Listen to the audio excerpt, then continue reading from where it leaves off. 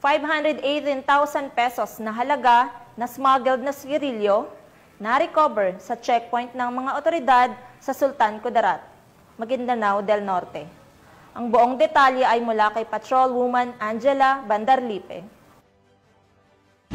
Na-recover ang 518,000 pesos halaga ng smuggled cigarettes sa sinagawang anti-criminality checkpoint operations at police visibility ng mga personahe ng Sultan Kudarat PNP sa Diversion Road, Barangay Dumalungkob, Sultan Kudarat, Maguindanao del Norte nito lamang 17 ng Oktubre taong kasalukuyan.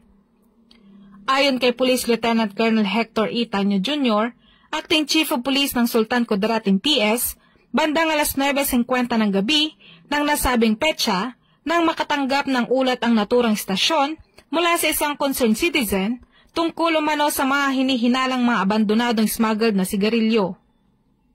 Agad namang rumisponde ang mga operatiba ng Sultan Kudarat MPS at doon na-recover ang 14 na kahon ng iba't ibang klase ng umano'y smuggled na sigarilyo na tinatayang nagkakahalaga na humigit kumulang 518,000 pesos na iniwan umano sa madilim na bahagi ng nasabing lugar ng isang hindi pa nakikilalang suspect.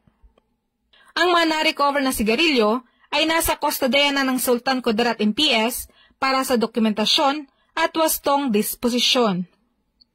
Ang operasyon ay bahagi ng kampanya kontra smuggling.